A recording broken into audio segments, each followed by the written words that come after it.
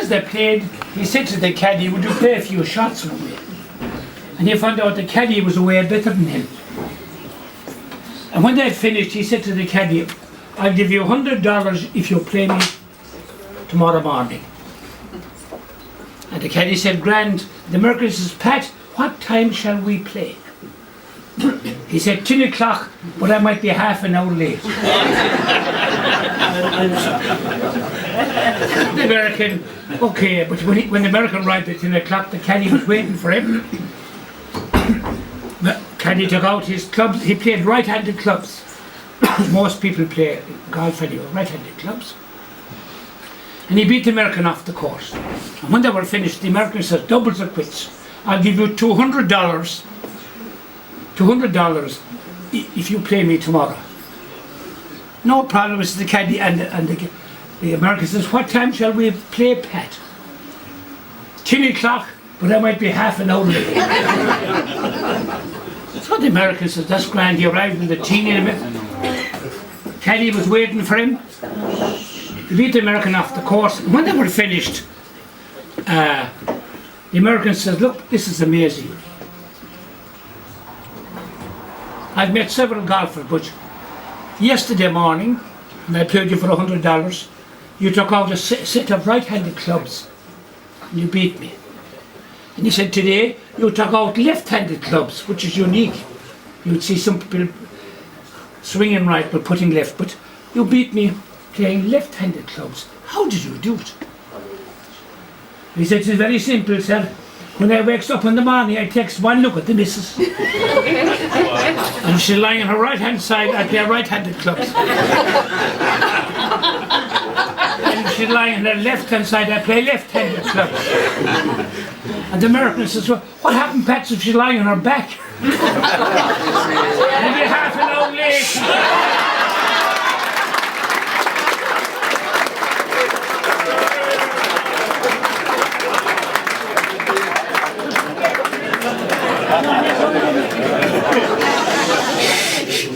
A little one that happened here at home now. A couple were 25 years married.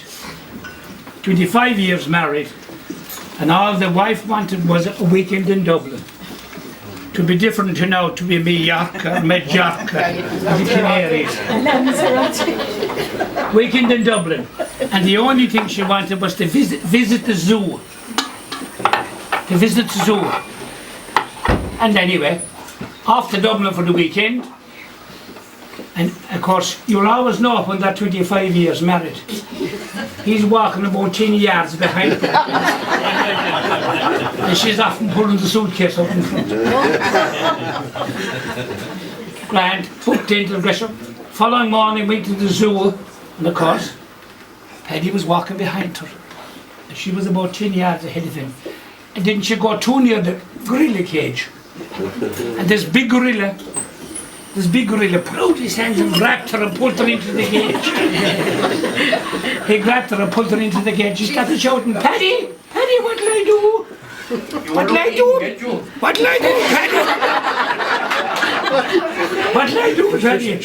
Telling me you're pain in your head like you're telling me for the life.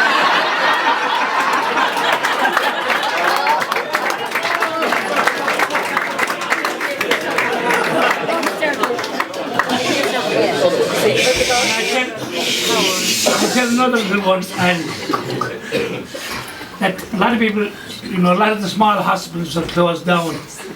But there was a hospital in Dingle.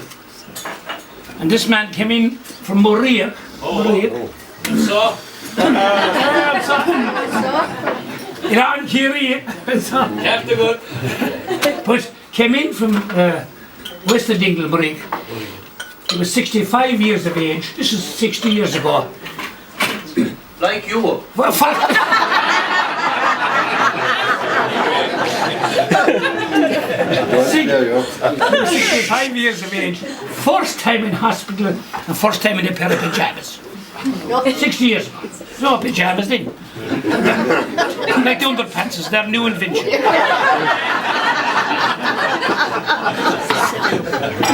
Anyway, he was long there sitting on the bed when this lady in a little white coat came over and she said, Sir, would you like soup?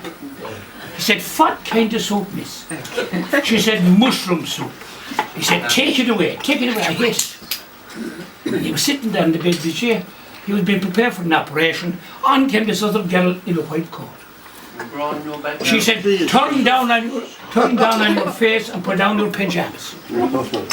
And she gave him 2 enemas. They were awful long one, and they're not small. She gave him 2 enemas. After half an hour, he was tearing up and down to the toilet, hoping there'd be no one there before him. And when he settled down, Jesus, whatever look he gave across the corridor, wasn't there a neighbour from Murray? First time in hospital, and first time in the pair of pyjamas. And he said, Mick, can I offer you one bit of advice? You can, Paddy, what is it? If a girl comes in a white coat and if she offers you soup, drink it.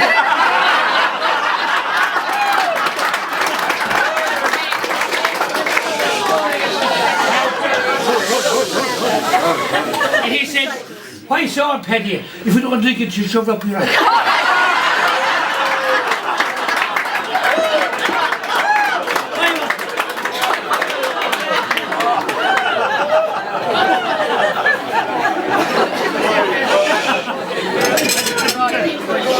There's just one more, I'll read it.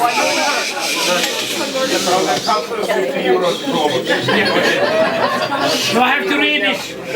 This is for the men now, I have to read this, I can't think of it. You got it recently. It's called the sat-nav. Modern word. Now this is very serious. I have a little sat-nav, it's sister in my car. A sat-nav, a driver's friend, it tells you where you are. I've had a little sat-nav, I've had it all my life. It's better than a normal one. The sat-nav is my wife. He gives me full instructions, especially how to drive. It's 30 miles an hour, it says, you do 35. It tells me when to stop and start, and when to use the brake, and tells me that it's never ever safe to overtake. It tells me when the light is red, and when it goes to green. It seems to know instinctively just when to intervene. It lists the vehicles just in front and all those to the rear, and taking this into account, it specifies my gear. I'm sure no other driver has such a helpful device, for when we leave and lock the car, it still gives me advice. It fills me up with counselling. Its journey's pretty fraught, so why don't I exchange it and get a quieter sort? Well, you see, it cleans the house, makes sure I'm properly fed. It washes all my shirts and things and keeps me warm in bed.